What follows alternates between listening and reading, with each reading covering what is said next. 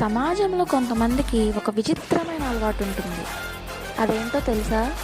ఇద్దరు వ్యక్తులు ప్రశాంతంగా సంతోషంగా ఉంటే అస్సలు తట్టుకోలేరు. ఒకరి గురించి ఒకరికి లేనిపోనివి కల్పించి చెప్పి మనస్పర్ధలు సృష్టించడంలో వింత ఆనందాన్ని పొందుతుంటారు.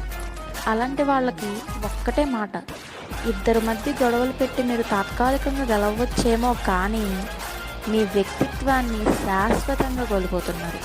మీ అబద్ధాలు కుట్రలు ఎంతో కాలం సాగవు. నిజ నిజాలు బయటపడిన రోజు అందరి ముందు తలదించుకొని ఒంటరిగా మిగిలిపోయేది మీరే. ఇప్పటికైనా మారండి, లేదంటే కాలమే మీకు బుద్ధి చెప్తుంది. గుర్తుపెట్టుకో, ఇద్దరి జీవితాల్లో మీరు పెట్టే మంటలు రేపు మిమ్మల్ని బూడిద చేసేదాకా అస్సలు చల్లారు. మీరు వేసే కుట్రలు స్కెచ్లు దేవుడి స్క్రిప్ట్ ముందు అస్సలు పనిచేయవు. రిటర్న్ గిఫ్ట్ చాలా గట్టిగా ఉంటుంది. Mind it. ఇలాంటి వాళ్ళని నేనైతే చూశాను. మీరు చూసారా?